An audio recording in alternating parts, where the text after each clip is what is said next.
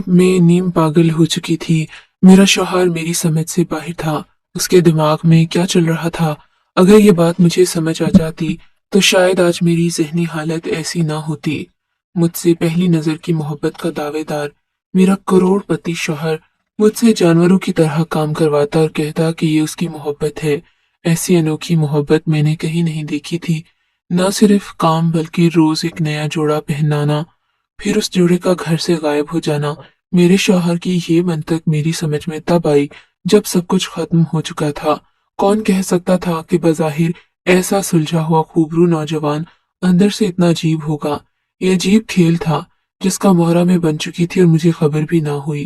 उस करोड़ों की जायदाद के पीछे मुझ जैसी आम सी देहाती लड़की का हाथ होगा, ये बात मुझे खुद भी मालूम नहीं थी। फिर अचानक ऐसा हुआ कि जैसे जान मेरे कदमों तले से सिरक गई। मेरा नाम आसिया है और मेरी उम्र लगभग 18 साल के करीब थी। मेरे घर में एक मैं और मेरे अम्मा अब्बा के अलावा मेरा एक छोटा भाई था। हम गांव के सादा लूह इंसान थे। अब्बा किसान था।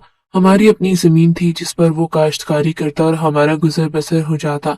मैं एक आम लड़की ही थी, कोई ख्वाब वगैरह देखने की आदत ना डाली थी, क्योंकि मैं वाकिफ थी कि हमारे ख्वाब कभी पूरे तो नहीं होंगे। खामखा देखकर वक्त की बर्बादी क्यों करनी। लेकिन मैं इस बात से बेखबर थी कि मेरी जिंदगी में वो होने वाला है जिसका मैंने ख्वाब देखना तो दूर कभी सोचा भी ना था। आम दिनों की तरह आज भी मैं जमीन से ताजा सब्जी लेने के लिए घर से निकली थी जब एक तेज रफ्तार गाड़ी मेरे पास से गुजरी और धूल उड़ाती थोड़ी ही दूर जाकर रुक गई। मैं अपने ध्यान में आगे बढ़ गई थी जब एक खुश शक्ल नौजवान मेरे पास आया। उसे देखते ही मैंने फौरन अपने दुपट्टे से अपना चेहरा ढांप रखा था, लेकिन शायद वो देखने में कामयाब हो गया।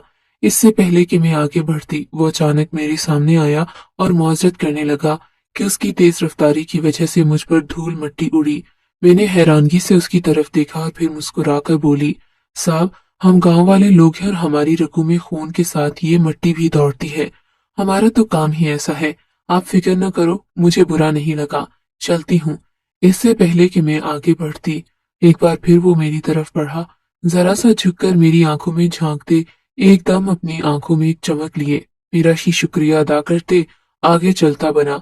मैं तो हैरान थी कि अजीब इंसान था, मुआफी मांगने आया था और मुझे ही शुक्रिया करके चला गया। खैर, मैंने उसकी बातों पर ध्यान न दिया और खुद सब्जियां लेते घर आ गई। लेकिन आते हुए भी अड़ोस पड़ोस के सभी लोग मुझे काफी हैरत से देख रहे थे। देखते ही आपस में ऐसी सरगोशियां भी शुरू कर चुके थे। न जाने कौन सी खबर इनको मिल गई थी जिसको ये सब मिर्च मसाला लगाकर बयान करने वाले थे और मुझे क्यों इस तरह से देख रहे थे। मैं इन्हीं सोचों में घर में दाखिल हुई तो घर का अजीब सा माहौल था। हर तरफ खामोशी ही छाई हुई थी। अम्मा अब्बा एक कोने में सर जुड़े हुए थे और ऐसा तभी होता था जब इनको कोई बहुत अहम बातचीत करना होती थी। मैंने भाई की तरफ हैरानगी से देखकर वजह पूछना चाही तो उसने भी कांधे उचकाते हुए लाइल्मी का इजहार किया। मैं भी खामोशी से बावर्ची खाने में आते रात के खाने की तैयारी करने लगी। अब इन सब के दरमियान जो भी खिचड़ी पक रही थी वो तो सामने आ ही जानी थी। मैं जैसे ही काम से फारिग हुई, अम्मा ने इशारे से मुझे अपने कमरे में आने का कहा, जहां अब्बा पहले से ही मौजूद थे। मुझे देखते अब्बा ने मेरे सर पर हाथ रखा और मुस्कुराकर बाहर चला गया। मैं हैरान परेशान अम्मा के बोलने का इंतजार करने लगी कि आखिर ऐसी भी कौन सी बात हो गई जो सुबह से सब लोग ऐसा बर्ताव कर रहे हैं। अम्मा, क्या बात है, अब बता भी दे। क्या मुझे हार्ट अटैक करवाएगी? क्या 5 जमातें पढ़ी थी तो अंग्रेजी तो आती थी। बस इसीलिए तब जब भी कोई परेशानी होती मेरे मुंह से हार्ट अटैक वाली बात निकल जाती। और हमेशा की तरह अभी भी अम्मा ने एक धमुका मेरी कमर में जड़ा था। जरा जो तुझे तमीज हो, शादी की उम्र हो गई है और अकल अभी घुटनों में है। अल्लाह ना करे तुझे दौरा पड़े। मैं तो तेरे दुश्मनों को भी ऐसा न कहूँ। अब तू चुप कर, मुझे जो बात करनी है वो करने दे। हमेशा अपनी बकबक चालू कर देती है, मुझे बात ही भूल जाती है। हाँ, याद आया। देख लाडो, जब तेरी उम्र से भी मेरी उम्र कम थी ना, तब मेरी शादी हो चुकी थी। लेकिन तू माशाल्लाह से 18 की हो गई है। अल्लाह की करनी देख, जिसके लिए हम परेशान रहते थे उसका किया हो गया। और आज तो तेरी किस्मत ही खुल गई। अम्मा जो बोले जा रही थी वो मेरी समझ से बाहर था। अम्मा क्यों पहेलियां बुझवा रही है? बता भी तो दे, हुआ क्या है? मुझसे और सब्र न हुआ तो अम्मा को बात के बीच में ही टोक गई। अम्मा ने प्यार से मेरे सर पर हाथ फेरा और बोली, कि तेरे लिए रिश्ता आया है। अम्मा, लेकिन इतनी जल्दी क्या है? मैं अपने घर को छोड़कर इतनी जल्दी नहीं जाना चाहती, इसलिए अम्मा को कह दिया। देख आसिया, अभी तो तू जानती नहीं है कि ये रिश्ता किसका आया है, इसलिए ऐसा बोल रही है। लड़का बहुत अमीर है, शहर में रहता है। उसे गांव की सादा सी लड़की से शादी करनी थी। है वो भी कंवारा। वो तो बस ऐसे ही आया हुआ था, लेकिन उसकी कहीं तुझ पर नजर पड़ गई तो तुझे पसंद कर लिया। इसलिए पता करवाते करवाते घर तक आ गया। देख, तू हाँ कर दे, क्योंकि तेरा अब्बा और मुझे लड़का पसंद है। अम्मा ने कहा। वो खुशी से निहाल थी। और फिर नाना करने के बावजूद भी अगले रोज सादगी से मुझे उस शहरी बाबू के निकाह में दे दिया गया। निकाह के वक्त पता लगा कि उसका नाम अदनान है। निकाह के साथ ही रुखसती भी कर दी गई। मेरे शौहर का कहना था कि उसे जहेज में कुछ नहीं चाहिए, अच्छी बीवी मिल गई है, इतना ही काफी है। मुझे उसकी बात पर जरा भी एतबार न आया, लेकिन मैं कुछ कर नहीं सकती थी। क्यों वो अगले रोज मुझे अपने साथ ले आए, लेकिन ये क्या? उसका घर तो वाकई कोई महल ही लगा था। इतनी बड़ी कोठी थी, लेकिन वो तो मेरे शौहर ने मुझे घर देखने न दिया। कहा कि अब तो तुम्हारा ही घर है, आराम से देख लेना। मुझे कमरे में ले आया और बेड पर बिठाते ही मुझे इंतजार करने का कहा। थोड़ी देर बाद कमरे में आया तो उसके हाथ में एक नया जोड़ा था, इसके साथ में एक दूध का गिलास। इसने वो जोड़ा मुझे पहनने के लिए दिया और जो ही बाहर आई तो दूध पीने का कहा। जब मैंने दूध पिया तो उसमें से बहुत तेज खुशबू आ रही थी। जब पिया तो किसी फ्रूट का जायका महसूस हुआ। खैर, मैंने सारा दूध पी लिया। उसके बाद अगली सुबह जब मैं उठी तो शौहर ने पहले ही एक और नया सूट निकाल कर रखा था। मुझे कहा कि अपना जोड़ा तब्दील कर लो। मैंने खामोशी से जोड़ा लिया और पहनने चली गई। जब वापस आई तो शौहर ने नाश्ता बनाने का कहा। मैं कमरे से बाहर आ गई, लेकिन कल तो घर देखा न था, इसलिए शौहर से बावर्ची खाने का पूछने दोबारा कमरे में आई। देखा तो वो कुछ एक शॉपर में डाल रहा था। मुझे देखते ही घबरा गया और जल्दी से शॉपर बिस्तर पर रखते मेरे पास आया। क्या हुआ प्यारी बीवी? मैंने तो तुम्हें नाश्ता बनाने भेजा था ना, क्या बन गया नाश्ता? वो इतने प्यार से बोला कि मुझे समझ ही ना आया कि कैसे बताऊं, कि अगर पता होगा कि बावर्ची खाना कहाँ है तभी बनाऊंगी ना। वो दरअसल मुझे पता नहीं है कुछ भी, आप ही ने कहा था कि कल घर दिखाऊंगा, इसलिए। मैंने घबराकर जल्दी से उसे जवाब दिया, मुबादा वो नाराज ही ना हो जाए। अरे, तू इतना घबरा क्यों रही है? आओ मैं दिखा देता हूँ, अब सब तुम्हारा ही तो है। फिर उसने मुझे पूरा घर दिखाया। घर वाकई में बहुत प्यारा था। मैंने जल्दी से पराठे और अंडा बनाया, साथ में चाय बनाते उनको बुलाने चली गई। वो मुझे देखते एकदम खड़े हुए। फिर हमने नाश्ता किया। इस दौरान वो काफी बातें भी कर चुके थे। तभी इन्होंने बताया कि जब मैंने इनको देखते अपना चेहरा छुपाया, उनकी शर्मिंदगी को अपनी बातों से कम किया था।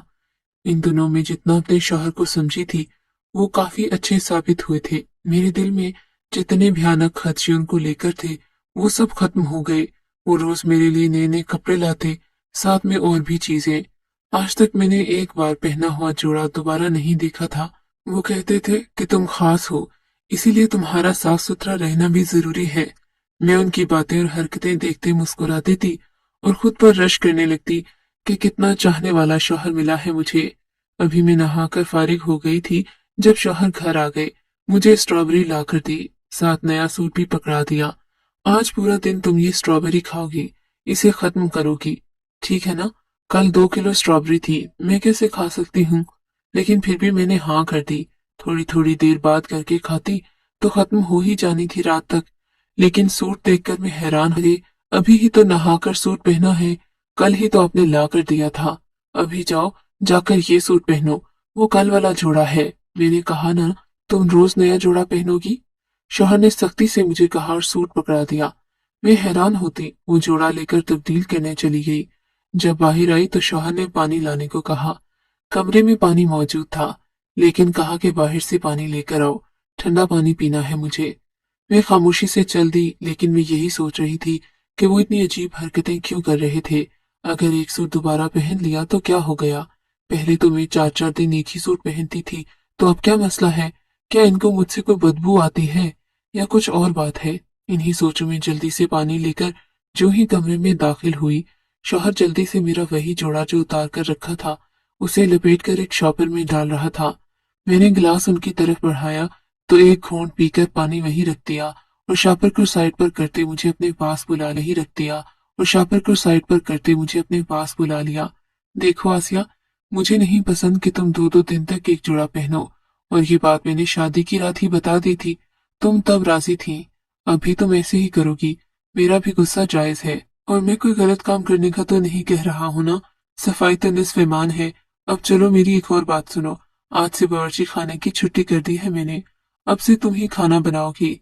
घर में हम सिर्फ 2 लोग हैं, तो कोई मसला नहीं आएगा। लेकिन तुम्हें पता है ना, मैं एक वक्त में 3 से 4 सालन पके हुए खाता हूँ। उसके साथ तुम बिरयानी बना लेना, और मीठे में खीर। शाम को क्या पकाना है मैं आकर बताऊंगा। वो तो चले गए, लेकिन मैं परेशान हो गई। हम 2 ही थे, तो इतना खाना बनाने की क्या जरूरत है। लेकिन शौहर ने कहा था तो करना था, इसलिए मैंने जल्दी से खाना बनाया। खाना बनाते बनाते मुझे 3 घंटे लग गए। मैं पसीने से नहा गई। मुझे शदीद गर्मी लग रही थी। अभी मैं नहाने का शौहर आ गए। हमने साथ खाना खाया और वो वहीं बैठ गए। मुझे रात का खाना बनाने को कहा। मेरा इरादा नहाने का था, लेकिन उनके खाने की लिस्ट सुनकर पहले खाना बनाने का सोचा। वो भी काफी खुश नजर आ रहे थे। कुर्सी लेकर मेरे पास ही बैठ गए। मैं काम के साथ साथ बार बार स्ट्रॉबेरी भी खा रही थी। शौहर की नजरें मुझ पर ही थीं। शाम के 6 बजे जब मैं फारिग हुई, तो बर्दाश्त खत्म हो चुकी थी। मैं फौरन कमरे में आई ताकि नहा सकूं, लेकिन बेड पर नया सूट देखकर मैंने जल्दी से वो पकड़ा और नहाने चली गई। उस वक्त सोचने का वक्त नहीं था मेरे पास। हालत ही कुछ ऐसी हो गई थी। मैं बाहर आई तो शौहर भी नहाने चले गए। उसके बाद रात का खाना खाते ही सो गए। रात में कुछ खटके की आवाज से आंख खुली तो देखा शौहर मेरे वो कपड़े जो आज बदले थे उनको एक थैली में डालकर बेड के नीचे रख रहे थे। अब मैं हैरानगी के साथ साथ परेशान भी रहने लगी कि वो ऐसा क्यों करते हैं। जितना मैं उनको सब कुछ समझने लगी थी, मत जरूर कोई राज था जो वो छुपा रहे थे, लेकिन पूछने की हिम्मत मुझ में नहीं थी। और वो मुझे अपने कामों में इतना उलझाए रखते कि होश ही न रहता कि मैं कुछ भी सोच सकूं। लेकिन एक अजीब बात जो इन 2 महीनों में मैंने नोट की थी कि एक बार भी इन्होंने मुझे गोश्त खाने नहीं दिया। जब भी बिरयानी बनाती तो मुझे सख्ती से गोश्त खाने से मना करते, जिसकी वजह से मुझे कुछ और खाना पड़ता। पता नहीं कैसे उनको मेरी एक एक हरकत का पता चल जाता। लेकिन इस बात की तस्दीक भी इन्होंने खुद ही कर दी कि घर में कैमरा लगाए हुए हैं ताकि कोई चोरी वगैरह ना हो सके। अब तो सवाल ही पैदा नहीं होता था कि मैं उनकी किसी भी बात से इनकार करूं। वो तो सब देखते रहते होंगे। अब इन सब सख्तियों की वजह से अक्सर मेरे सर में दर्द रहने लगा, और ये भी मैं खुद ही सोच सोच कर हलकान करती कि शौहर को जब सर दर्द का बताया तो सारे काम छोड़कर मुझे डॉक्टर के पास ले गया। मेरे इतने महंगे महंगे टेस्ट करवाए। मैंने मना भी किया, लेकिन वो ना माने। डॉक्टर ने भी कहा कि इसकी जरूरत नहीं, लेकिन शौहर ने कहा कि शक दूर करने में कोई हर्ज नहीं। मैं नहीं चाहता कि मेरी बीवी को जरा सी भी तकलीफ हो। उसके बाद तो अगर मुझे दर्द होता भी तो मैं शौहर को बताने की गलती ना करती, क्योंकि जान गई थी कि वो मेरी छोटी से छोटी चीज को लेकर परेशान हो जाता था। इस दौरान भी वो मुझे वर्जिश करवाता, कपड़े लाजमी बदली करवाता। ये आदत उसने नहीं छोड़ी थी। हमारी शादी को अब 2 साल होने वाले थे। मेरा शौहर अब पहले से और अमीर हो गया था। काम वो इतना नहीं करता था। दिन में 2 से 3 चक्कर लगाता। पहले तो फिर भी दिन में एक जोड़ा तब्दील करने का कहता, लेकिन अब दिन में 3-4 जोड़े मुझे बदलना पड़ते। मैं इस बात से तंग नहीं थी, क्योंकि मुझे आजकल पसीना ही इतना आता था कि लगता था कि अगर अभी जाकर ना नहाई तो जिंदा नहीं बचूंगी। इस सब के बारे में सोचकर मेरी जहनी मरीजा बन चुकी थी। मेरी दवाइयों का ढेर मेरे पास लगा हुआ था, जो कि मैं रोज खाती। ये तो तब से शुरू हुआ था जब से सर्दियां आई थीं। अब तो शौहर ने घर के सब मुलाजिमों को भी छुट्टी दे दी। मैं सारा मैं सारा दिन घर का काम करती रहती और पसीना पानी की तरह बहता रहता। एक ही बार नहाने का सोचकर जब नहाती तो शौहर आकर हीटर चालू करके मुझे एक कमरे में बंद कर देता। जब मैं गर्मी से बेहोश होने लगती तो कहता, कपड़े बदल लो, पसीने की बदबू आ रही है। सिर्फ इतना ही नहीं था, जब जब कपड़े तब्दील करती तब तब वो 2 किलो या 1 किलो कोई न कोई फल लेकर आता। कभी अंगूर, कभी आड़ू, कभी अमरूद तो कभी अनार। लोग इन सब चीजों के लिए तरसते हैं, और मैं ये सब कर करके जहनी मरीजा बन गई थी। अब मैं सोचती थी कि इससे तो मेरा गांव अच्छा था। वहां मौजूद मिट्टी का मकान अच्छा था, जहां काम करने के बाद ठंडी हवा सुकून देती, और यहाँ तो सर्दियों में भी गर्मियों का समा रहता है। मेरी तो अब बस हो चुकी थी। मुझे रोज कमरे में बंद करके हीटर जला दिया जाता। अब मैंने सोच लिया कि कोई बात नहीं मानूंगी। अगर ऐसा ही चलता रहा तो बहुत जल्द मैं दम घुटने से ही मर जाऊंगी। आज कब मैं कमरे में बंद हुई तो हीटर खराब कर दिया, लेकिन ने जल्द ही नया मंगवा लिया। अब मैंने एक तरकीब सोची थी, एक बूढ़े मुलाजिम को जिनको मेरे शौहर ने नौकरी से निकाल दिया था, उनसे कहलवाकर सारे कैमरे खराब कर दिए। शौहर को पता भी न चला, क्योंकि इनको अब यकीन था कि मैं ऐसा कुछ नहीं करूंगी। लेकिन मुझे वो राज जानना था जिसकी वजह से मेरी हालत मरने वाली हो जाती और मेरा शौहर मुझे मरने भी ना देता। अगले रोज मैंने अपने कपड़ों की जगह काम वाली की बेटी का सूट रख दिया। शौहर वो सूट लेकर रात को ही घर में से निकल गया। मैंने उसका पीछा किया तो वो एक फैक्ट्री में दाखिल हुआ। वहां जाते ही मेरे सूट को एक बड़ी सी लोहे की मशीन में डाल दिया। उसके बाद न जाने और क्या डाला। थोड़ी देर बाद वहां से एक महलूल तैयार हुआ, जो बहुत सी बोतलों में मशीन के जरिए भरा जा रहा था। जब मैंने एक शीशी उठाकर सूंघी तो वो खुशबू थी। अब मुझे मामला कुछ कुछ समझ में आ रहा था। मैं एकदम से अपने शौहर के सामने चली गई। वो मुझे देखते ही घबरा गया। डांट कर वहां से भेजना चाहा, क्योंकि वहां बहुत सारे मजदूर काम कर रहे थे, लेकिन मैं ना गई। उसे सच बताने का कहा, वरना या तो मैं उसे छोड़कर चली जाऊंगी या फिर अपनी जान ले लूंगी। ये सुनते ही शौहर सकते में आ गया। उसे उम्मीद नहीं थी कि मैं ऐसा कुछ भी कहूंगी। देखो आसिया, तुम मुझे छोड़कर ना जाना और मरने का सोचना भी मत। मैं तुम्हें सच बताता हूँ, तुम यहाँ आओ कमरे में। शौहर ने गिड़गिड़ाते हुए मुझसे दरखास्त की, लेकिन मैं ना मानी। बिल्कुल नहीं, यहाँ सबके सामने ही बात होगी, वरना मैं अभी तुम्हें छोड़कर चली जाऊंगी।